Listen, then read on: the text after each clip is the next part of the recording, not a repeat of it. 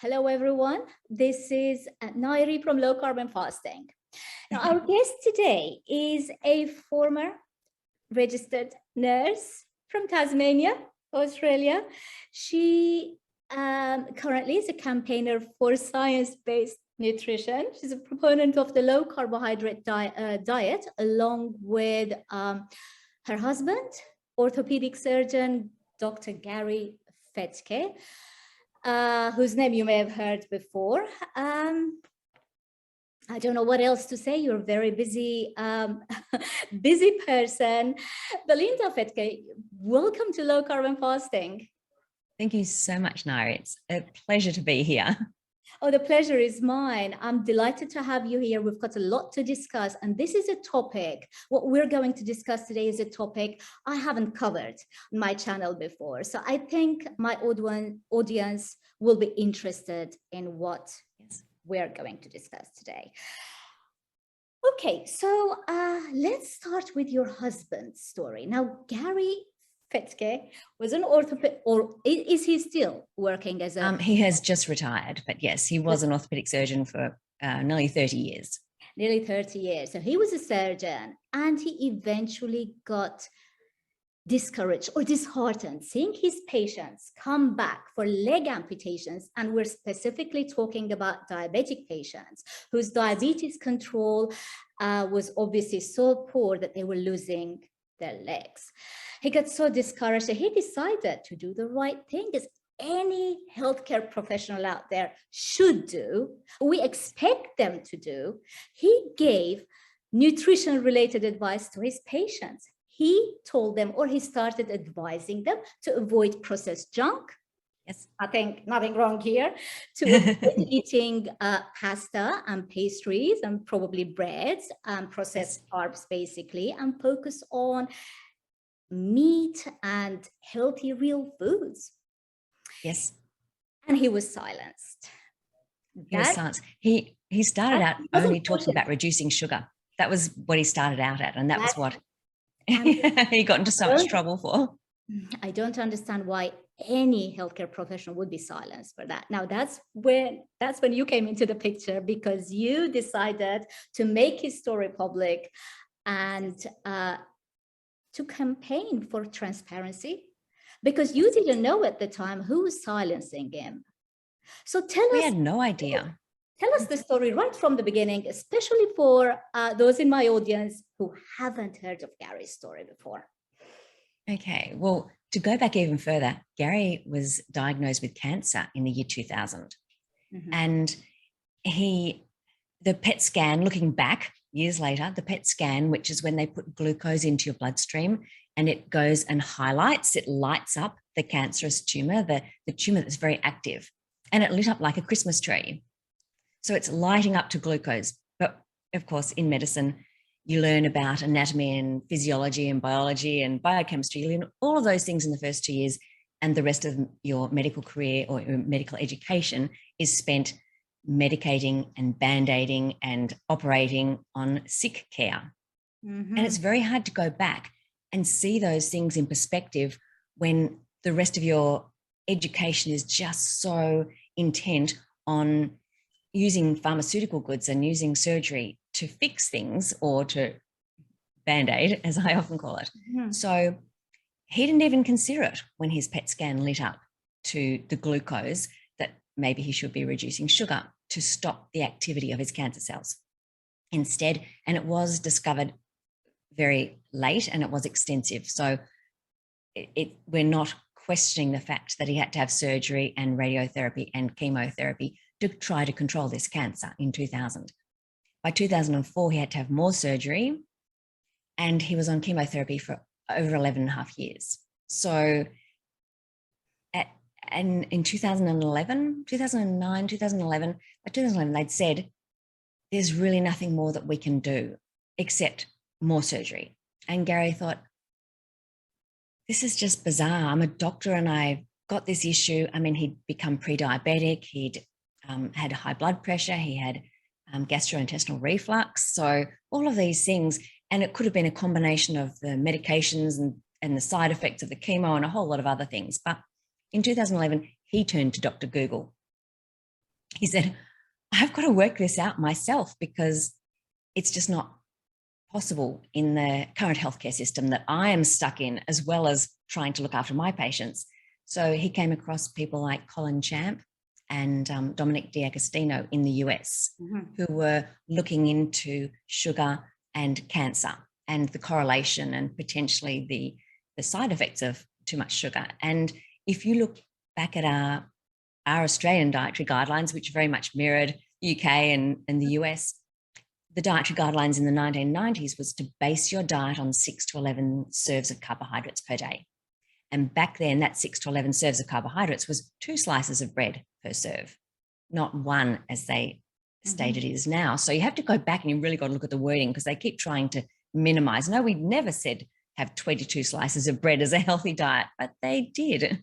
So my husband, and you wonder whether the chemo even drove that desire, or the cancer drove a desire for even more carbohydrates and sugary things. Like, he really did base his meals on carbohydrates. And then, so when he found out about potentially sugar correlating to cancer, he was also came across a book here in Australia called Sweet Poison, written by a lawyer, David Gillespie. And he thought, well, what does a lawyer know about sugar that I don't know about? Because I'm a doctor. And also our chemist at the time, she was a very holistic person.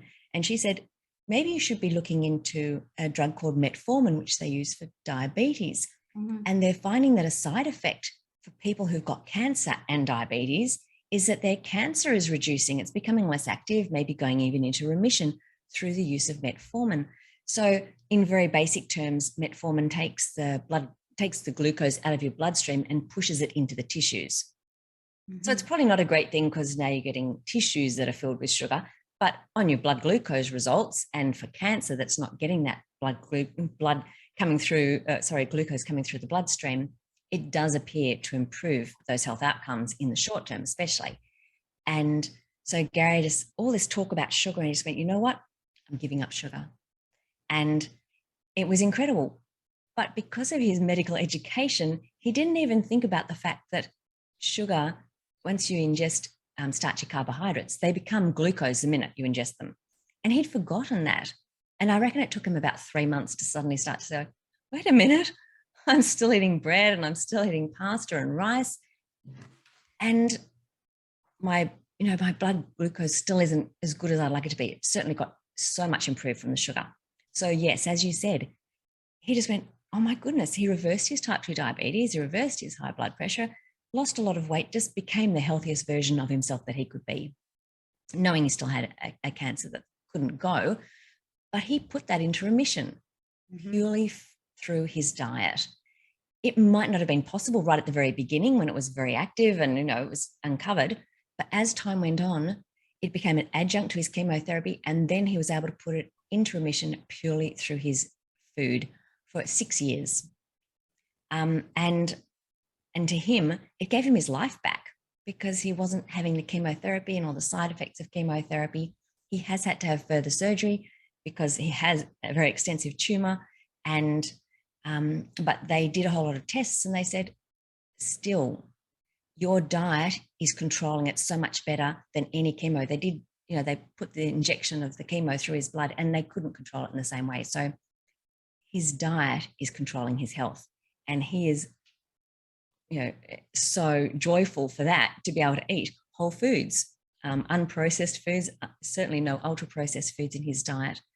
And he bases it on vegetables and meats and animal proteins and animal fats. And he is just thriving. So as you say, when in about 2012, he started considering reducing sugar for his patients, because he was seeing so many people with the complications, especially type 2 diabetes complications, but certainly type 1 as well. And understanding that by reducing that sugar, he could reduce the complications in these people and possibly even prevent them. And so I say to him, I say even now, it brought joy back to medicine. Like, instead of just being overwhelmed by the tsunami of metabolic disease and things that were out of his control, he was just cutting off, band-aiding, just fixing things, but to see people actually take back control of their health, to see them improve and not require surgery was really exciting for him. And so he went to the dietetics department at the hospital where he was working, because he came to understand that the diabetes menu included 3 desserts per day. So when did we go from a low carb management of diabetes, which was the original management of type 2 and type 1 diabetes, to suddenly saying, we can't do this. We've got to let people eat what they want, and we'll just keep giving them more insulin. But this results in complications.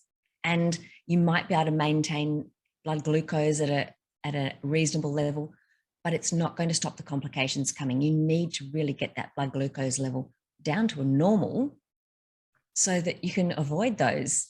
Richard Bernstein, as you would well know, he's in his 80s now, and he was developing complications when he was in his 20s, and understood then as an engineer, wait a minute, this isn't making sense. Why am I eating carbs and taking bolus insulin, not the basal, but the bolus for this?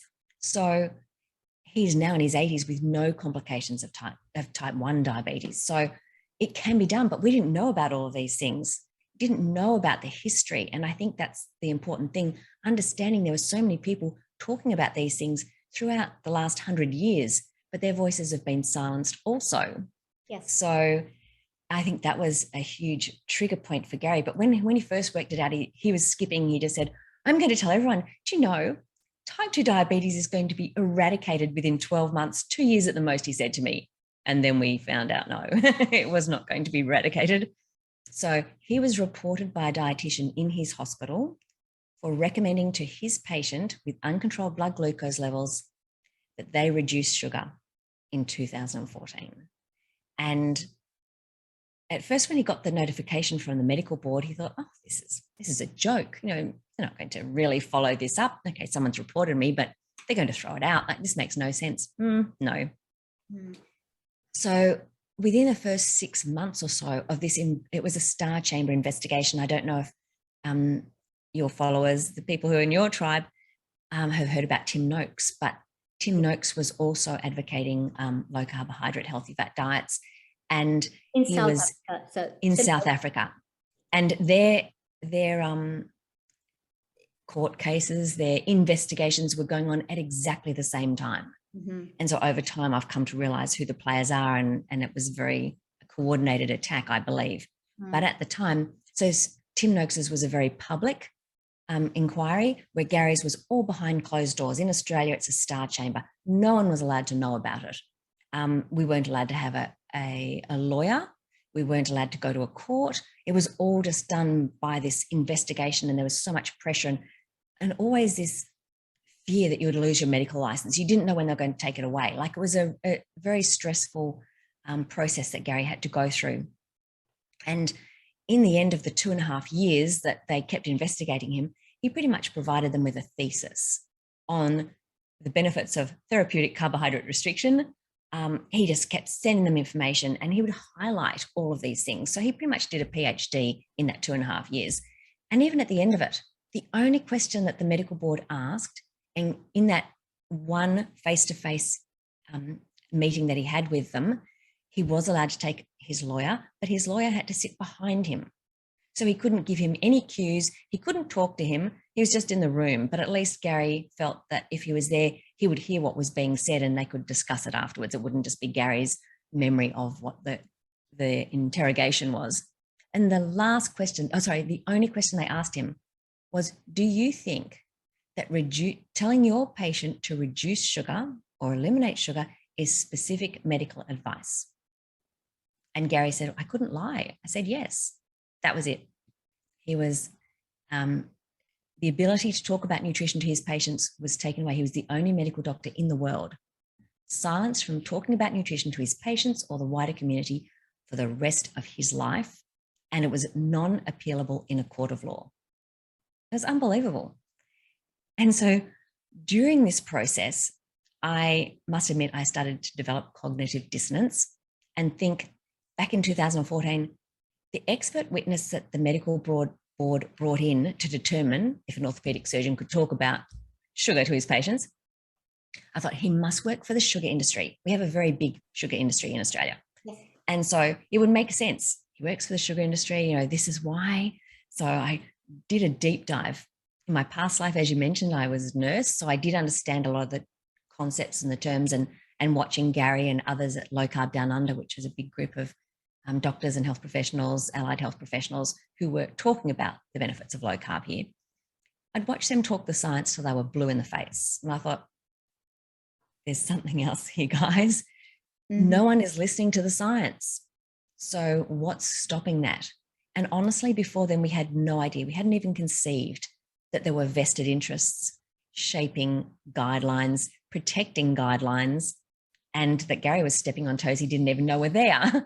So I did his deep dive and discovered that the expert witness didn't work for the sugar industry. He worked for the cereal industry. So it made total sense. It's like, oh my gosh, of course. So we sent this information, the screen grabs, the links and everything to the medical board in 2014, certainly early 2015. They sent it back and they said, we do not believe you. It's like, how can you not believe me? I have got the evidence. But because the expert witness did not admit it to the medical board, he had not declared it as a conflict of interest, and he denied it, then they didn't believe us. So I, as you say, then I went, you know what? I've been standing behind my husband watching all this happen. I didn't just stand beside him. I took a step in front. And for someone who's been very used to being in the background, it was a big thing. And I thought, I've got to use my voice to give him his back. So when they silenced Gary, he had a Facebook page with about 5,000 people following him at the time, which I'd encouraged him to get on and probably was the downfall. But it was called Gary Fetke No Fructose, because again, he started out just talking about sugar. And so we put a big line through it, changed it to Belinda Fettke No Fructose, made a big song and dance about it. And I started a website. And I don't think the medical board here ever expected, or even in Australia, had ever had anyone stand up and go, wait a minute, you're wrong. Because most people, when they're reported to a medical board for investigation, even if they haven't done anything wrong, the allegations are pretty nasty and could ruin your career anyway, just simply being reported. But Gary's was about sugar. So we went, you know what, let's just make a big deal about this. And that's what we did.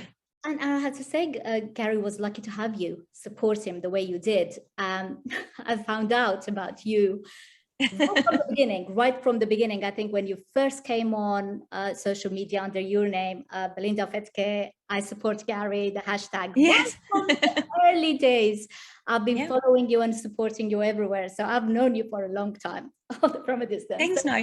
And that's the thing. I did a hashtag, I support Gary. People were making little Facebook profiles with the hashtag I support Gary. And the medical board had never had anything like it. And so we weren't allowed to challenge, as I said, in a court of law, but we could appeal to a national ombudsman here in Tasmania, or in Australia, sorry, not in Tasmania, in Australia. And the only way we could have Gary's ridiculous determination overturned was to appeal the process. So went back to all of the information that we found that they'd thrown out, that they hadn't listened to these things, that they'd made mistakes with different things, that they put out a press release. So there's a whole lot of things that are just beyond this conversation now. But we were able to get Gary's determination overturned after another 2 years of fighting for it. I support Gary, hashtag. So in 2018, the national board dropped all allegation and I say vexatious charges because they're all made up. And he had his name cleared and he even received a written apology. But in that time, I'd really become fascinated with the history. How did we get to a place where our dietary guidelines, if you look back in the 1930s, were meat-based and dairy, animal proteins and fats based, and now the US My Plate doesn't even mention the word meat. It's broken up into 4 parts and it says proteins. So as if the average person's going to know what a protein is. Belinda, Gary, sorry. Let's go back. You uncovered. Did you uncover?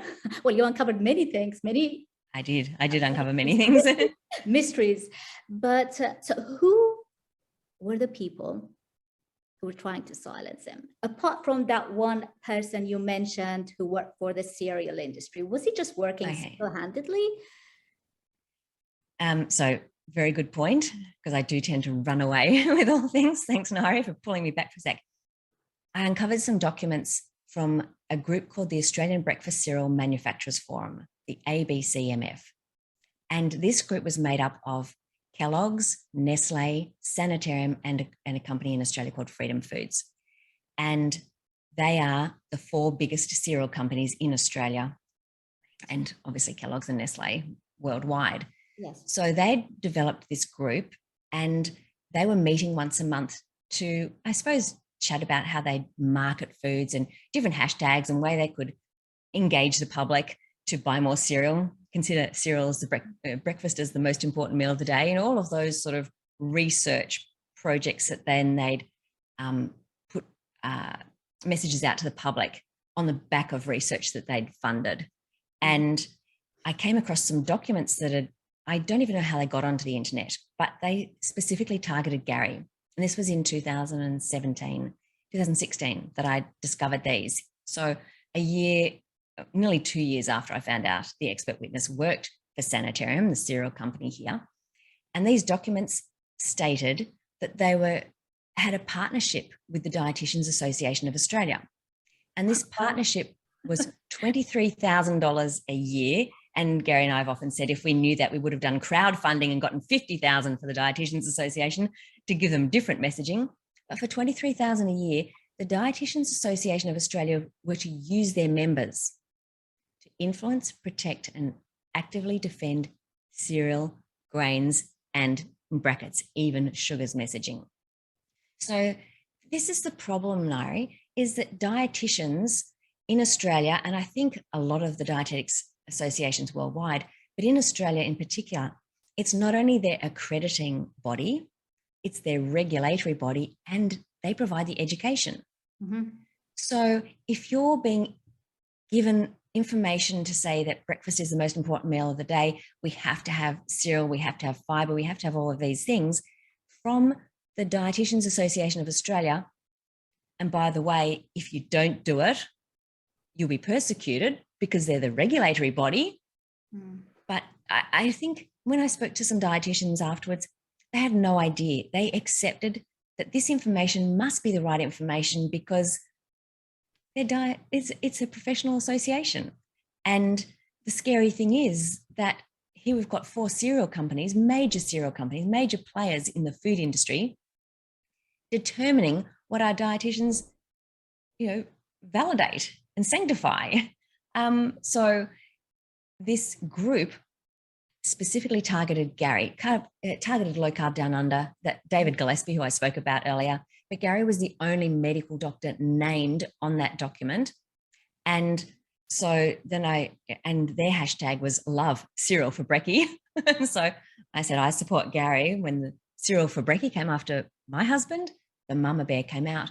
And I'd already been looking specifically at the cereal industry because of this man who worked for them, and in particular Sanitarium, which was the company that he worked for. And as I did more and more research into it, in my head, I knew, because in Australia we've grown up with Sanitarium Health and Wellbeing Company, Sanitarium Health Food, Weet-Bix. Aussie kids are Weet-Bix kids. And, this is just, it seeps into your whole being. You don't even think about it. It's just part of life. Aussie kids are Weet-Bix kids. So I did know vaguely in the back of my mind that the Seventh-day Adventist Church owned this particular cereal company, this Sanitarium, but I had not really given any thought to it. So when I realized that the expert witness was working for Sanitarium, I just started researching more and more about them, started researching more and more about the other influences on our dietary guidelines. So as I say, I started to realize it was a plant-biased dietary guideline, and where did the meat go?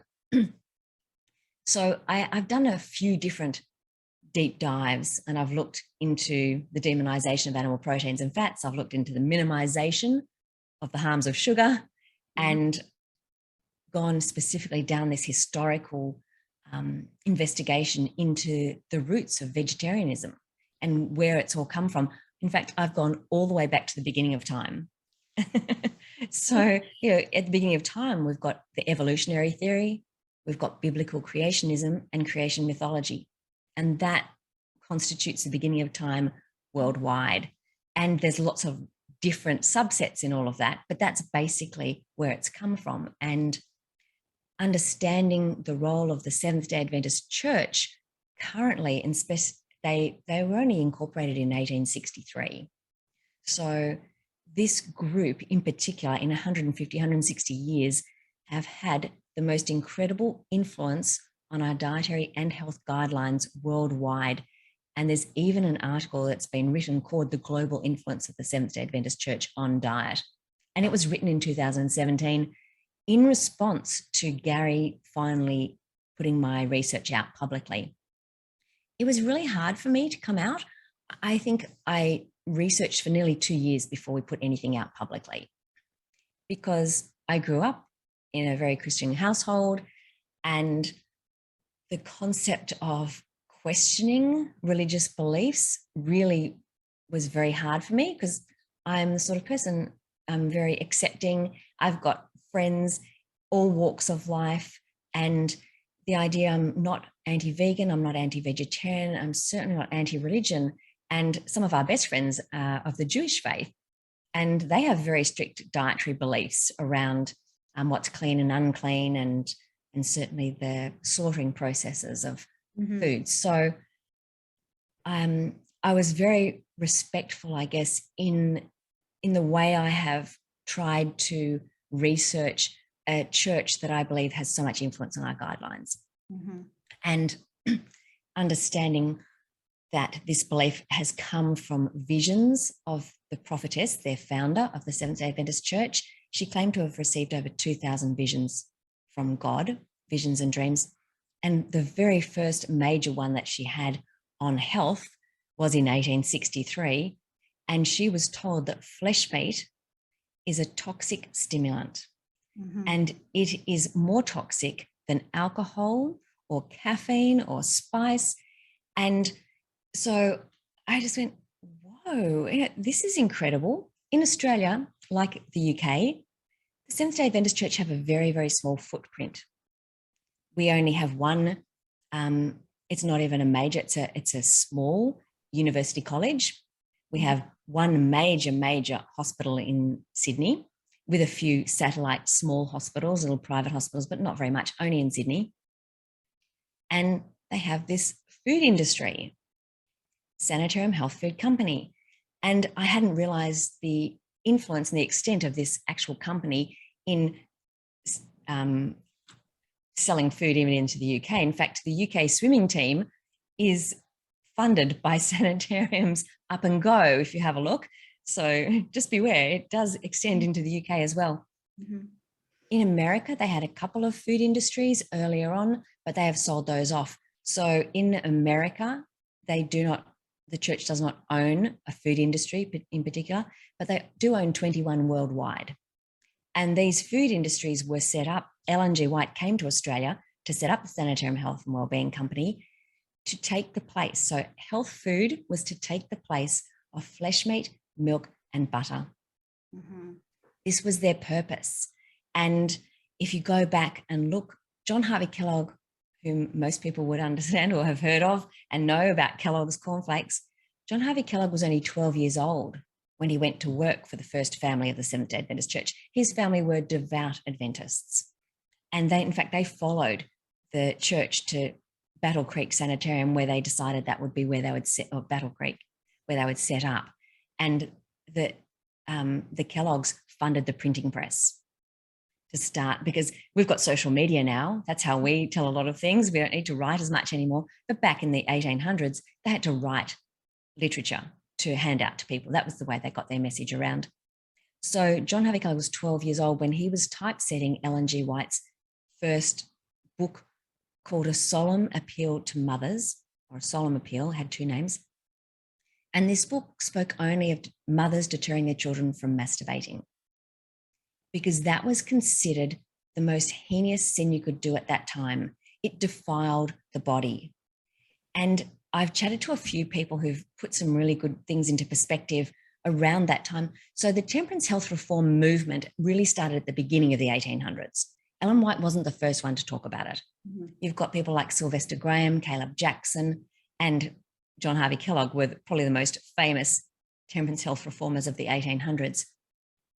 But Ellen G. White was the first one to bring public health education, medical evangelism, and a health reform message that she believed that the biblical Garden of Eden diet of fruit, nuts, and seeds was the God-appointed diet for man. She didn't even go as far as the books of Leviticus and Deuteronomy, which the Jewish faith follow.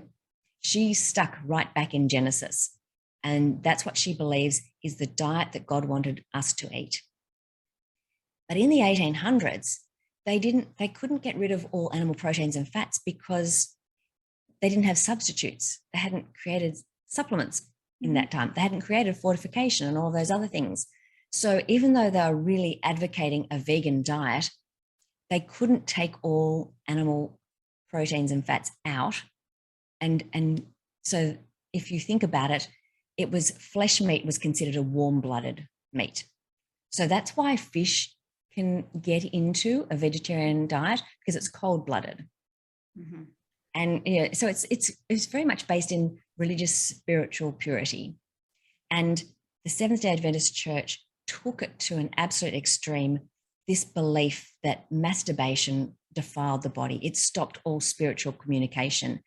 And they determined to make it public health education. Her books are incredible. She's written entire councils on health. And so when she came to Australia to set this company up, it was to take the place of flesh, meat, milk, and butter. Interestingly, they call themselves ovo-lacto vegetarians. But again, I think that name came about very early because they didn't have the things to take the place. They didn't have the supplements organized.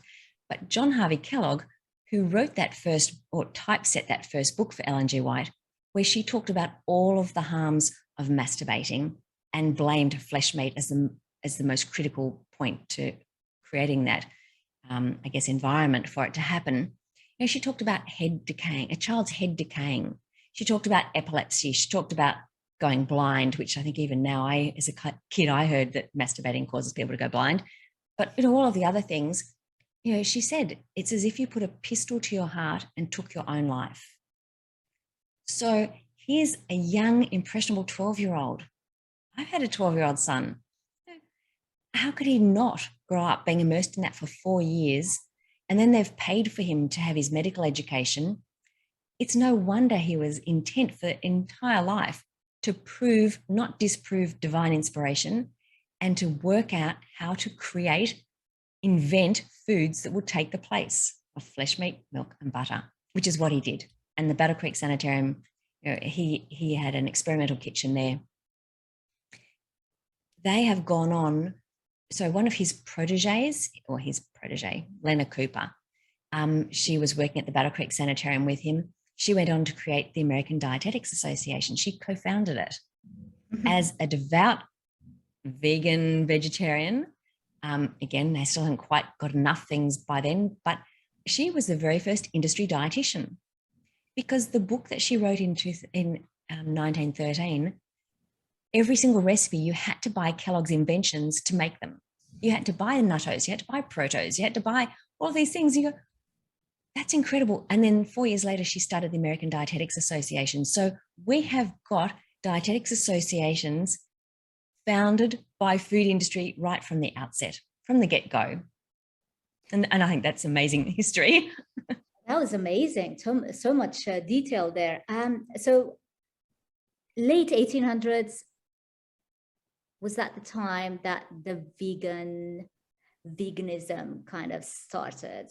Veganism wasn't coined till 1944 because they did not have the ability to get rid of all animal proteins and fats out of the diet, really. So it was coined in 1944. I'd say that's when they were able to do it safely. If you look back, you may have heard of Pythagoras, and that he was the founder or father of Western vegetarianism. But again, it was actually vegetarianism.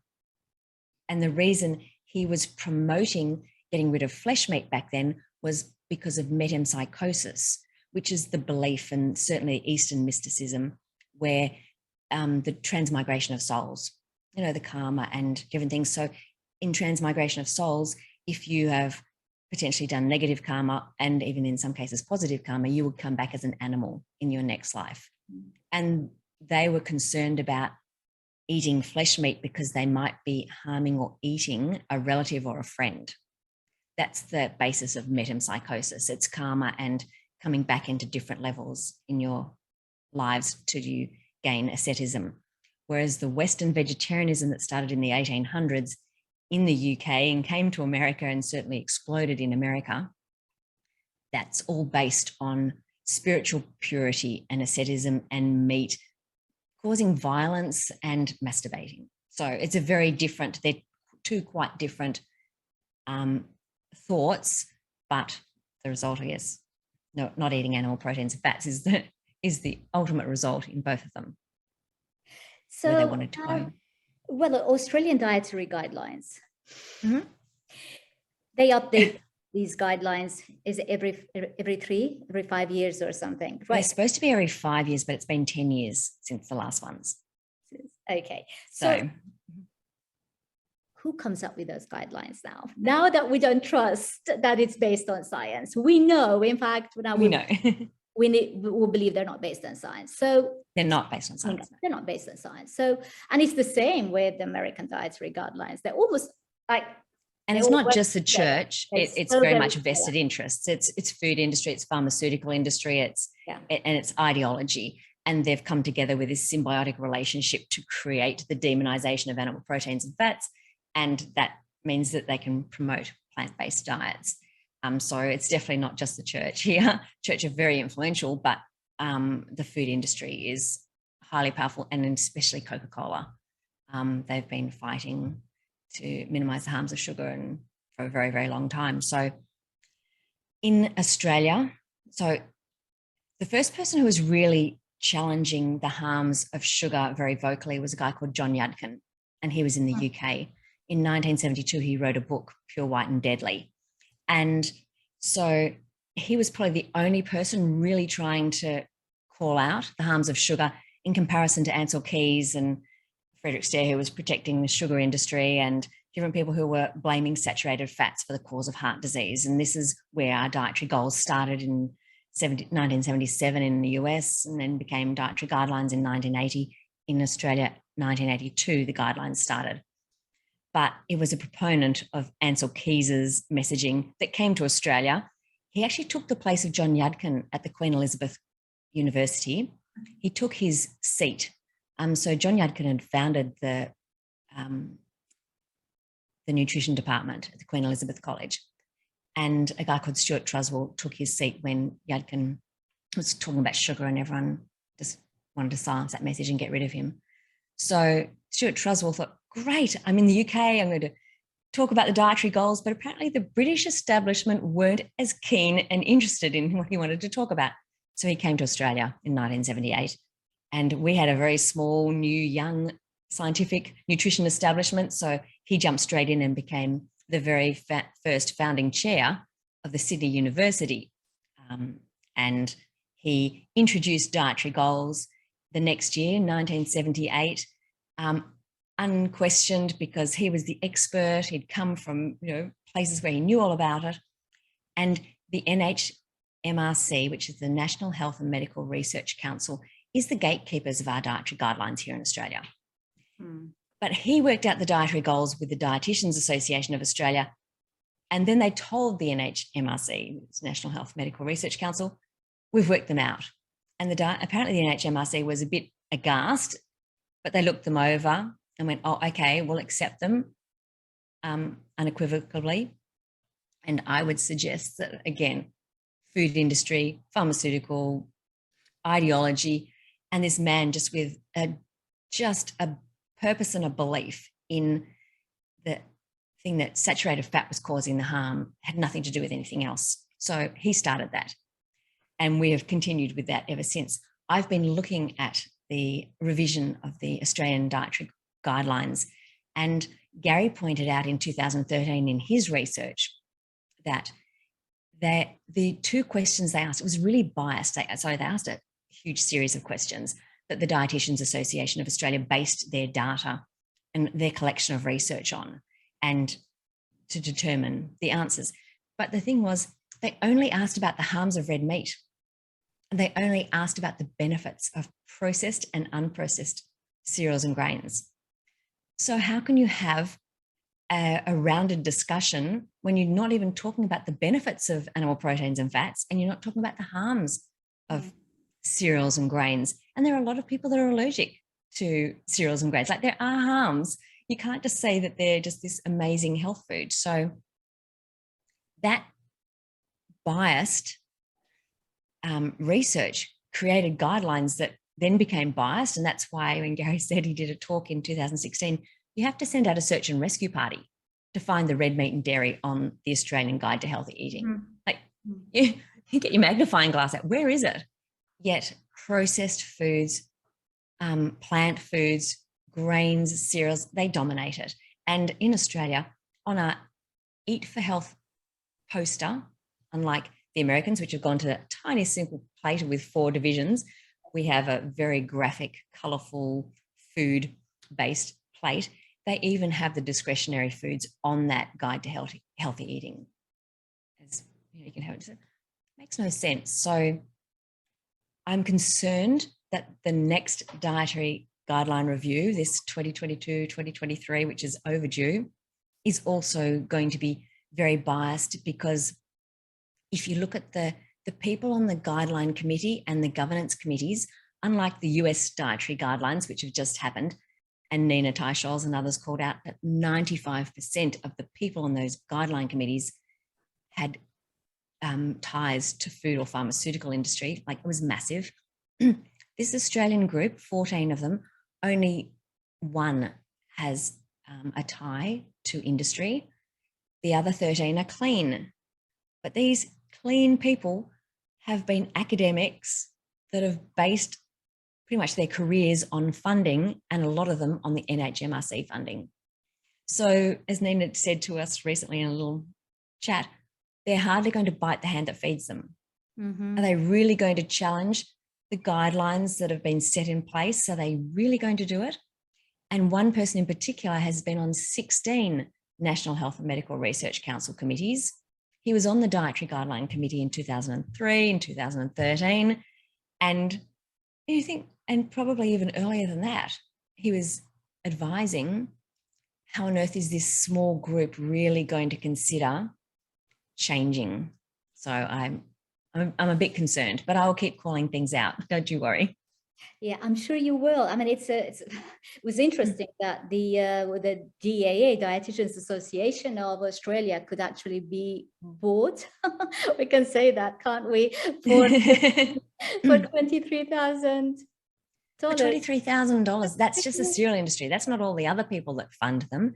Right. I actually made up a graphic when I was doing some of my earlier work, and you can fit a lot of the sponsors on DAA, but I think it was 2 years or 3 years ago, they changed to Dietitians Association, but I refused to cut mine down because all the sponsors would look too small on just 2 letters. It looks so much better on 3. So I keep calling them the Dietitians Association of Australia. Yes, I think it's very concerning. And when you look at a lot of the things, so there was a study done in 2017 on the NHMRC, that National Health and Medical Research Council. And it was discovered between 2012 and 2014 that 70% of the dietary guidelines, the health guidelines that they had created in that space of time, 70% of the guidelines, and specifically cardiovascular and diabetes guidelines, had undisclosed financial ties of guideline writers. So, we might think that the conflicts of interest are massive, but if they're not even putting them up, then that's concerning. So 70% had undisclosed. And then at the end of the study, they said the people who had disclosed financial ties, particularly to pharmaceutical, because it was about, in particular, diabetes and cardiovascular disease guidelines. They didn't check if there were more undisclosed ties for those people. Once they'd said they had one or two, they didn't bother checking if there were more. And in my research over the last 8 years, some people will acknowledge this and this in this paper and this in another paper. They don't put all of them up. And sometimes they'll say, well, there's no conflict of interest. And that's the concern that I've found with the Seventh-day Adventist Church, is because for the church members who are doing research to prove, not disprove, divine inspiration, and they don't have a financial incentive.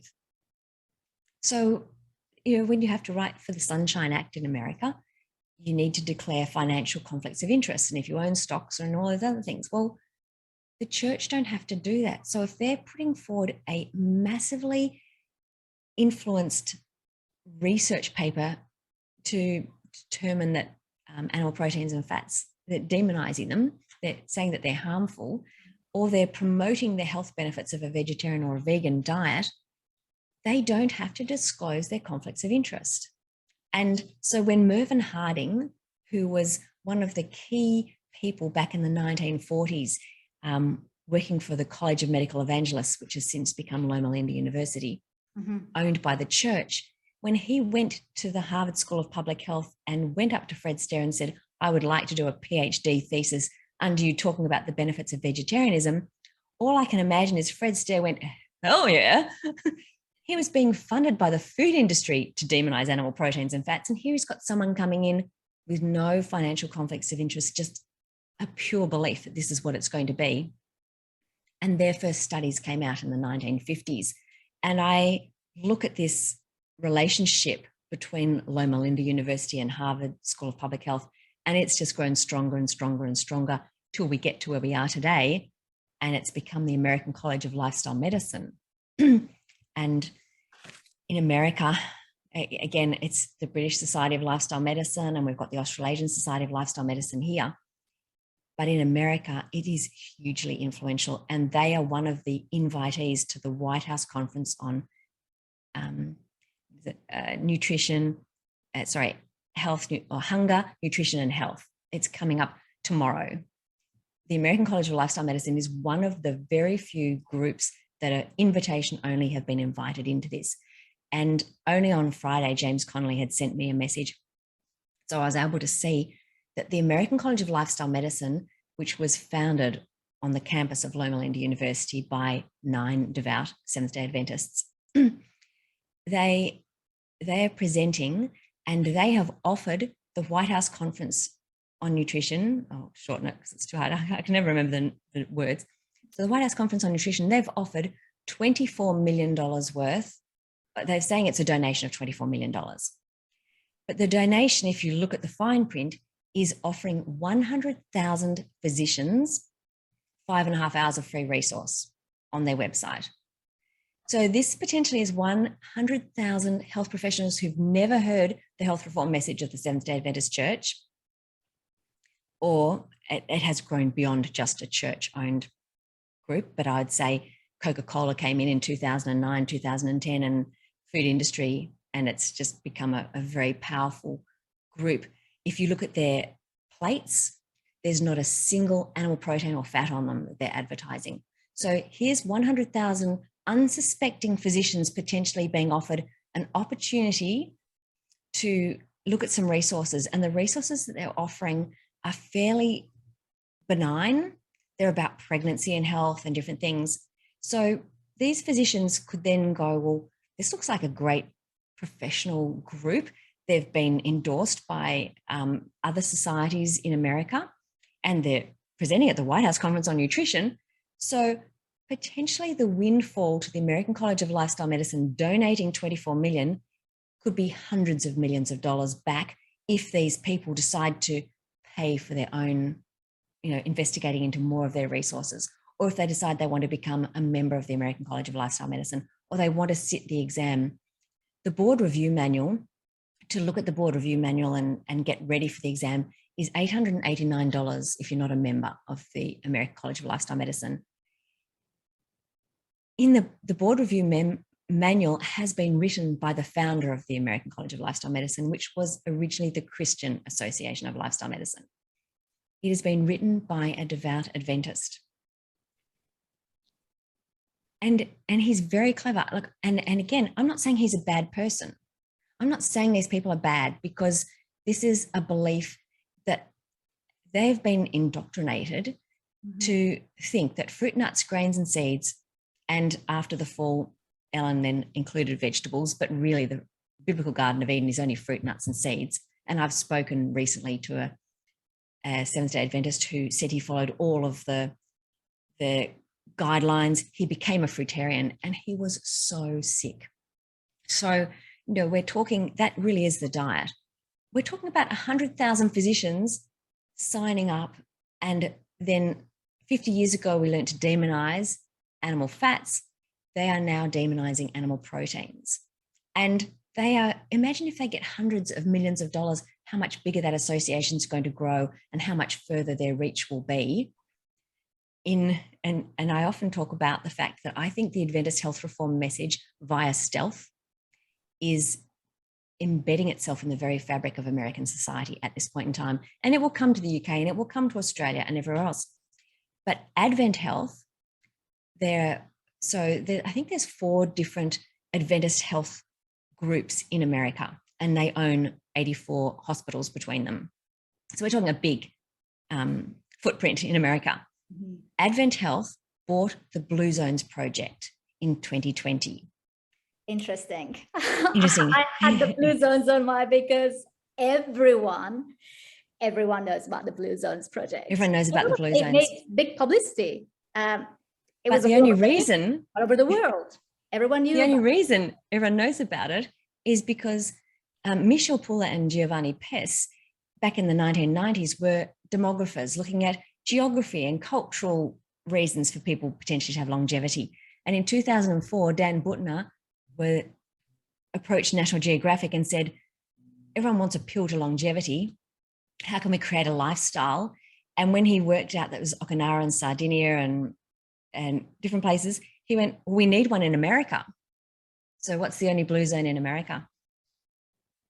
Loma Linda. Oh my goodness. Seventh-day Adventists. Right. So Loma Linda, the city of Loma Linda, about a third of the residents are Seventh-day Adventists. But if you look, or any of the people who are listening, look online to see the Loma Linda University Hospital, it is massive.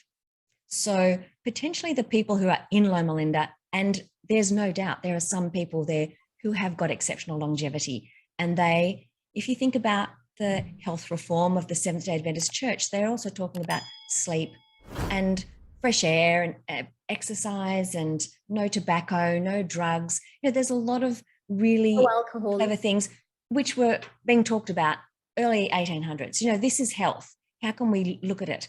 It's just the fact that it's demonizing animal proteins and fats, which is hugely concerning. So lifestyle medicine.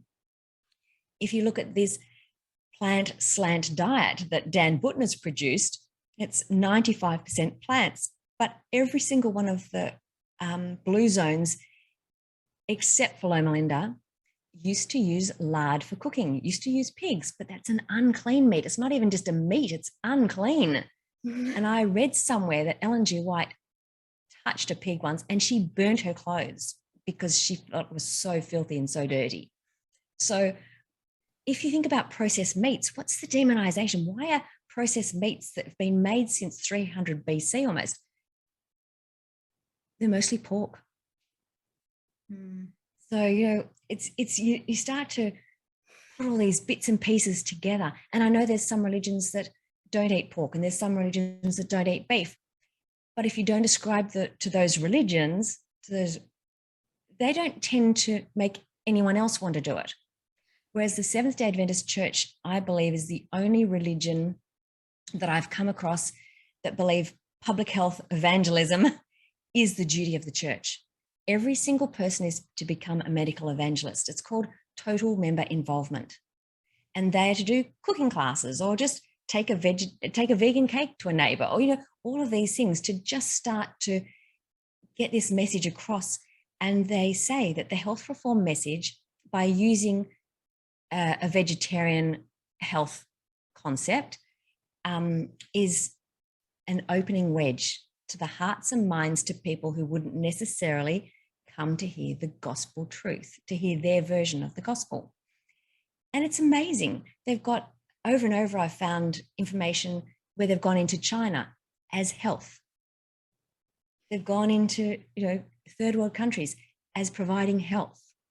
And then they bring about their version of the gospel, which is quite different to the version most people would understand. And it's too big a topic to go into today. But I think this concept that now they've bought the blue zones. Last year in the US, they had the 89th US Congress of Mayors. And to go to that event, you have to have 30,000 people in your city. So influential mayors in fairly big cities around America. They signed a document that 1,400 mayors would all sign up to the blue zones.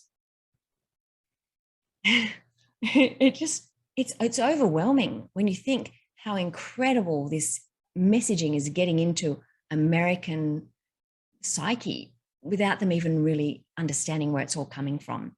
So if you think about that's 1,400 cities. I found a document, I think from 2018, when Dan Buettner still owned the Blue Zones project, and they were talking about $6.5 million for a city to become a Blue Zone accredited city. 1,400 mayors have just signed up. It's unbelievable. So I say, I'm not against the people in the church per se. I've been reached out to by a lot of people in the church who have said that they're sick and how can I help them? And some of these people love their church. They love a lot of the doctrines and the belief in sleep. You don't die, you wait for Jesus to come back, and in sleep, he will take you back to heaven. So there's some things that are very, very important to these people that they believe in the doctrines. And so even the people at the very top, I'm not suggesting that they're bad people, but their belief is unless they convert enough people to give up flesh meat, it's not worth Jesus's time to come back to earth to get us, because when we go back to heaven, it will be the Garden of Eden diet of fruit, nuts, and seeds. And if we're still desiring flesh meat, we'll disrupt the feeling that will be in heaven. And I truly believe it's about salvation for them. The question I'll have to ask here is, science. Is it science? Right, science. What science? Mm-hmm. Yes. It's advancing at a sort of rapid rate. I attended San Diego Low Carb conference recently, a month ago. Amazing. I heard things we collectively didn't know about 5 years ago. Another role of insulin, another hormone, things we didn't know about 10 or even 5 years ago. Science is advancing. So how can nutrition science be stuck? Yeah, exactly. Exactly. How can that be? How can that be right? How could we not? I mean, for all this effort and evangelism and converting people to a supposedly healthier way of living, if all of that energy could be spent, and money could be spent on science-based nutrition, we could be living in a world of healthier and happier people. And I think the issue is they call it science-based, they call it evidence-based, because their evidence comes from the Bible, and God made Adam and Eve in the Garden of Eden. So in their mind, and Ellen G. White's interpretations of the scriptures, which are, again, if you really start to look into them, they're quite different. But she determined that God is the author of science. And if man's ideas of science elevate him above God, so if we think animal proteins and fats are important in our diet, then we are of Satan. So, it's really a very, very powerful and concerning belief that they have, that they want to take worldwide and not just keep within themselves. That's the concern. And as I say, no transparency, because they're not getting financial things, though, mind you, the groups are getting financial financial incentives. The blue zones are set to make so much money for the Adventist Health. And this American College of Lifestyle Medicine, I believe, are set to make so much money from this donation to the White House conference on Wednesday that is mind-blowing. And Sanitarium here in Australia, the things that they do, the investments that they make, they're always trying to look at how to create like stevia. At one point in time, a few years ago, they owned the largest integrative stevia production in the world. And they were the ones that went to the US to argue about getting it recognized as safe, the grass. And then they came to Australia and went, we've got to get it recognized as safe here in the food standards, because they don't believe there should be a lot of sugar. So they can, again, they see sugar as harmful, even though a lot of the foods that they make in sanitariums up and go is chemical concoction with sugar. The base belief is that can they get rid of the sugar by having an alternative and make stevia instead? So they're a business. It is a business. There's a commercial arm to this church that is huge, and that's their health commercial arm, that's their food industry arm, and they're hugely involved in corporate wellness programs. The CHIP program that runs in Australia, if you look, I found their facilitator's guide. Of course, you can't get any access to it anywhere now, but I managed to get it, I think, in 2017, 2016. And if you look at it, it's got meat, dairy, eggs, milk, meat, dairy, and eggs above alcohol, processed food, and caffeine as the worst possible health outcomes. And this CHIP program it's one of the biggest corporate wellness programs in Australia and New Zealand. And in America, it's been huge in some, they've been getting it bigger and bigger, but I think they've worried about me calling it out all the time. And CHIP's a very recognizable name. It had a very recognizable logo. So in America, this year, they changed it to Pivio Health. But this is also what they do. In Australia, Sanitarium has just signed up a partnership with Life Health Education. And Life Health Education was founded by a guy many, many years ago with, I think he was a Catholic. And he wanted to talk about drugs and alcohol because he was working in King's Cross here in Sydney and saw so many young people just fall off the wayside. I think his church was called the Wayside Church. And he spent years in this. So he started Life Education, and they go to schools and just talk about drugs and alcohol and, harm minimization. Sanitarium just recently partnered with them, and their plan is to create a nutrition model. And they're going to create resources for primary school children, parents, and teachers. And I've gone, And Life Education probably went, thank you, Sanitarium. That's so kind of you. I'm going to write to their board and just go, did you realize this is what our children are going to be taught? My grandchildren, do we have a choice in what our children and our grandchildren are taught as, for the demonization of animal proteins and fats and why that's happening in these resources? And at the moment, we don't get a choice because they'll just go to public schools all around Australia. Belinda, you mentioned the American College of Lifestyle Medicine and the Australian College of... the Australasian Society of Lifestyle Medicine. In Britain, it's called the British Society of Lifestyle Medicine. So are these related to the International Board of Lifestyle Medicine? Yes, they're all under the sister umbrella of the American College of Lifestyle Medicine. So International Board of Lifestyle Medicine is one you mentioned before. So the International Board of Lifestyle Medicine, yeah. Right. But the American College of Lifestyle Medicine is the mothership, and they're all satellites. I think they run exams now in something like 13 or 14 countries worldwide. The Asian Society of Lifestyle Medicine, the South Pacific Society of Lifestyle Medicine, there would be 4 or 5 that are almost exclusively Seventh-day Adventists. The British Society of Lifestyle Medicine was founded by a Seventh-day Adventist and so you'll find if you go there, it's very vegetarian, vegan orientated, but I don't believe there are any Seventh-day Adventists on the board of the British Society of Lifestyle Medicine or the Australasian Society of Lifestyle Medicine. They've tried because I've been calling it out and they were very unhappy. And I wasn't doing it to be mean. I was just trying to point it out to things. But because they've disassociated themselves as the actual boards, but if you sit the International Board of Lifestyle Medicine, if you become a member, you are sitting the exams from the American College of Lifestyle Medicine, which is based on the Adventist Health Reform message. And you can tell me whatever you want to tell me. They might be talking a bit about low carb. They have, David Unwin and different people come and speak at their events. But in my mind, they're bringing a little bit of sensibility to their conferences. People will come, but then they're so overwhelmed with the demonization of animal proteins and fats as time goes on that we've taken them to the church and then we've left them there and not supported them because the people on the boards don't support animal proteins and fats. Even though they're not necessarily part of the church, it's become a more of a food industry, certainly in Australia, food industry and ethical beliefs have very much come into those spaces. And so they align.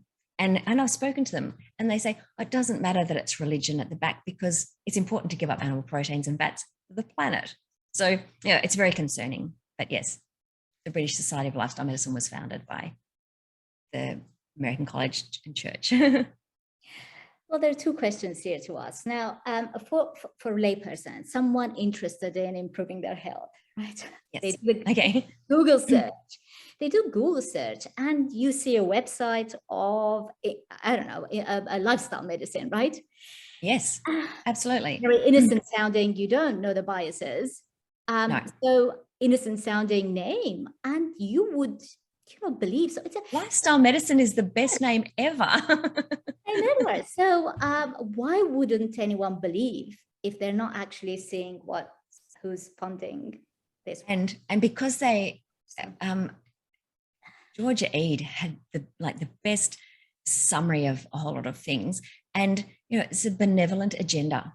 They talk about the importance of sleep. They talk about the importance of water and exercise and basing your diet on plants, no ultra processed foods. So it's very easy to get into the space and they talk about mental health. But someone I was speaking to really recently said to me, the reason so many Seventh-day Adventists are developing mental health issues is because they're not having any healthy fats in their diet. And then they develop all these programs to improve mental health, which is really a circular, concerning thing. But yes, lifestyle medicine, it's brilliant. It's a brilliant name and it does encapsulate everything. I know Asim Malhotra calls himself a lifestyle medicine doctor. He does understand all my research, but he said, well, and so does Eric Westman, if you can't fight them, join them as the name. But then it becomes a confusing message, I think, to a lot of people because they see Eric Westman, who is just an absolute leader in this space and probably one of the earliest proponents of low carbohydrate. And he's worked so hard in this space. But if he's a lifestyle medicine doctor, then other people will go, well, so is that person a lifestyle medicine doctor? And the College of Lifestyle Medicine, oh, well, that'll be a good thing. So it's tricky. I think it's very tricky. It's very tricky for someone who doesn't know whose voice to listen to. And I think if you go into these spaces, why are they demonizing animal proteins and fats? If you look at the Bible, except for the Seventh-day Adventist belief that it's just purely in the Garden of Eden and sin was everything from then. Even the Bible says that Jesus ate meat, he ate fish. You look at evolutionary theory, meat and fish were predominant, and in the creation mythologies, they ate animal proteins and fats. So I don't think which angle you come from, and even the most devout religion, Jainism, they don't stop people from eating or cooking with ghee and using butter in yak butter because they know people need vitamin B12. If you do not have vitamin B12 in your diet, and it's all very well for the Seventh-day Adventist Church to say, well, we can supplement vitamin B12. We can do all these things, but third world countries do not have the funding to be able to access supplements. And a lot of people who are listening to this vegan, vegetarian message, and I'll actually call it a vegan message because that's what it is. If you look at the Adventist health studies that have been done, I think pretty much since the 1950s, if you look at the actual fine print, vegetarian diets actually allow you to eat meat once a week. Mm-hmm. And a vegan diet allows you to eat meat or dairy products once a month. That's not the message the general public get. No. And potentially that's how they stay healthy. In fact, some of the areas in the blue zones, right? People aren't pure vegans. They're still eating None of them. eggs. None of them are vegans. It's only Low Melinda. Fish or eggs or anyway. I think it's very confusing for the general public because they hear of the blue zones and they assume these people are not touching any eggs or it's exactly. It's very difficult. How do we approach the question of sort of ethical farming? Because a lot of people are choosing the vegan lifestyle, not necessarily to improve their own health. Yes. But because they genuinely care about animals. I think if you have the opportunity to support local farmers, which we do here in Tasmania, potentially you do in the UK, a lot of people in America can't as much. Though when we were in America, I think in just before COVID, 2019, a lot of the restaurants in the New York City were actually having labels, we got this meat from here, this is from this farm, this is from here. So if you can support that even in a huge city, you're not going to the farm, you're not going to a farmer's market, but these people are saying that they have sourced those foods, that's fantastic. But not every single person can do that. And if you want health, we can talk about moral gymnastics and how important it is to be ethical and organic and whatever else, but not everyone can do it. So it's making the best choice that you can make for your health. And if the best choice you can make is to go to a supermarket and buy the fatty mince, then that's what you need to buy. If you can have a choice to support local farmers, paddock to plate, wow, how lucky are we to be able to buy eggs that truly are, well, I don't have to buy eggs, we've got chickens, but to be able to have these opportunities. But I think the moral gymnastics, it's really important to understand not everyone can do it either. So, we've got to support people where they are and get them to make the healthiest choices that they possibly can in their own communities and with the money that they have. And that's what I love about Eric Westman and even Robert Lustig. They've really targeted and said, look, it's really important that we get rid of ultra processed foods, but I've got a subset of patients that go to McDonald's. So if I can tell them to go to McDonald's and eat this and this and this over this and this and this, to me, that's going to improve their diet incredibly. So yeah, I think, how do we make these choices? I would love to finish with a story about a guy called Harvey Wiley, who was a chemist in the US. He was a doctor and a chemist, and he was appointed by Rockefeller to create the Pure Food and Drug Act in 1906, well, finally passed in 1906. And he took years to challenge. And unfortunately, the meat industry back then, the sausages and different, they were putting sawdust in, they were putting some really poor things in. We suddenly had a lot of people come from farm into the cities and they couldn't cope. They couldn't transport the food. There wasn't refrigeration. So they were doing some pretty bad things to meat, dairy, processed foods, the wheat, like it was across the board. But his biggest concern was Coca-Cola. And they still had cocaine and high sugar and high caffeine content in Coca-Cola. So in 1906, he finally got it passed, fighting Coca-Cola at every level, and they still paid off Congress. So when he tried to take, this policy that he brought in, he still couldn't get Coca-Cola in the door to regulate them. So in 1911, he took them to court himself personally and lost because, of course, Coca-Cola is multinational, it wasn't multinational back then, but it still had a lot of money. So in 1912, he gave up in disgust. And he went to work, he became the director of a women's magazine. If you can't change policy, who do you want the message to get to? You want it to get to the women who are the purchasers, the consumers, the people who nourish their families. And he was so excited. He spent the rest of his life working for this women's magazine, writing columns about what was healthy and what was not. And he created the opportunity for 20,000 women to march on Congress. And that's how Coca-Cola had to take their cocaine out of their products. And I think this is, what you're achieving, what we're achieving, what the people we can help muster up is that we don't have to wait for policy. We've got the opportunity to purchase, to nourish. Mm-hmm. And if policy doesn't keep up with us, we'll ignore it as much as you possibly can. Find the people you want. But maybe it's us. Maybe it's our grassroots that are going to change things that people who are trying to change at policy level will never be able to achieve. Mm-hmm. We have the power. We can put the pressure on the policymakers. Yeah, exactly. Our voices can do that. Well, our voices can do that. That was a beautiful story and a beautiful way to end our conversation. Thank you so much. Thank you so much for accepting my invitation today. Thank you, Nayiri. I really appreciated it. We covered everything I wanted to cover. So thank you so much. Bye for now.